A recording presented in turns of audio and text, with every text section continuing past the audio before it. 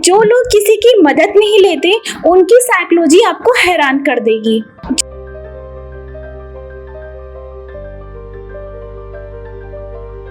क्या आपने कभी किसी ऐसे इंसान को देखा है जो आपकी हर प्रॉब्लम सुन लेता है, आपकी हर मुश्किल में आपके साथ खड़ा हो जाता है, लेकिन जब उसकी खुद की जिंदगी बिखर रही होती है तब भी वह किसी से मदद नहीं मांगता।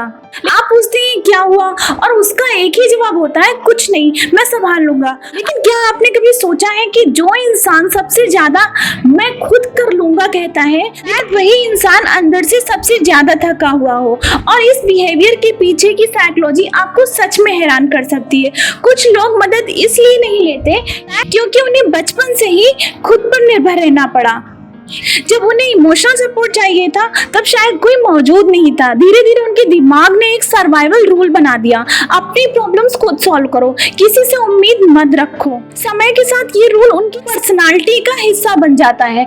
बाहर से वे बहुत स्ट्रांग और इंडिपेंडेंट दिखाई देते हैं, लेकिन अंदर से उन्हें दूसरों पर भरोसा करना मुश्किल लग सकता है। दूसरी वजह होती है वल्नरेबिलिटी का डर। ऐसे लोगों को लगता है कि अगर उन्होंने किसी को अपनी कमजोरी दिखा दी तो सामने वाला उन्हें जज करेगा, रिजेक्ट करेगा या उनकी कमजोरी का फायदा उठाएगा। इसीलिए वे दर्द छुपाना ज्यादा सुरक्षित समझते हैं।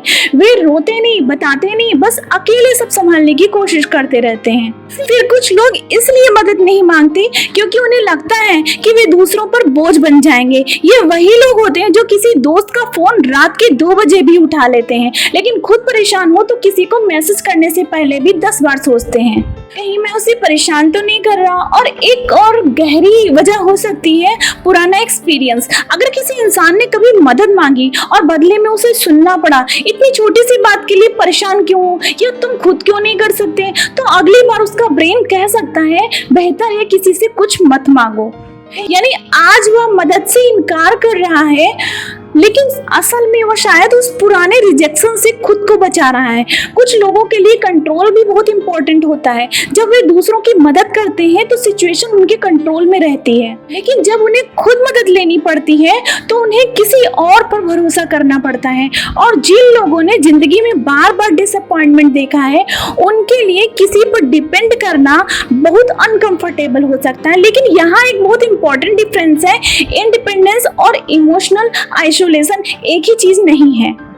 इंडिपेंडेंट इंसान कहता है मैं खुद कर सकता हूँ, लेकिन जरूरत पड़े तो मदद भी मांग सकता हूँ। जबकि इमोशनली आइसोलेटेड इंसान सोचता है मुझे सब कुछ अकेले ही करना पड़ेगा क्योंकि किसी पर भरोसा नहीं किया जा सकता। अगर आप ऐसे इंसान हैं जो हमेशा सबकी मदद करते हैं लेकिन खुद कभी मदद नहीं मांगते, तो एक बार खुद से पूछिए क्या मुझे सच में किसी की जरूरत नहीं है, या मुझे डर है कि अगर मैंने मदद मांगी तो मैं कमजोर समझा जाऊंगा। शायद जवाब आपको अपने बारे में कुछ ऐसा बताए जिसे आपने कभी नोटिस ही नहीं किया, क्योंकि सच ये है कि मदद मांगना कमजोरी नहीं है। हर इंसान की जिंदगी में ऐसे मोमेंट्स आते हैं जब उसे किसी दूसरे इंसान के सहारे की जरूरत होती है, कभी एडवाइस की, कभी इमोशनल सपोर्ट की और कभी सिर्फ किसी के पास बैठने की। आपको हर प्रॉब्लम अकेले सॉल्व करने के लिए नहीं बनाया गया। बस अगर आपके आसपास कोई ऐसा इंसान है जो कहता है मैं ठीक हूँ, तो शायद अगली बार उसे बार बार क्या हुआ पूछने की बजाय बस इतना पूछिए तुम्हें अभी कुछ बताने की जरूरत नहीं है, लेकिन जब भी तुम्हारा मन करे मैं यहाँ हूँ। क्योंकि कुछ लोग मदद इसलिए नहीं मांगते कि उन्हें मदद नहीं चाहिए, बल्कि इसलिए कि उन्होंने जिंदगी में इतना कुछ अकेले संभाला है कि उन्हें पता ही नहीं कि किसी पर भरोसा करके अपना बोझ थोड़ा हल्का कैसे किया जाता है।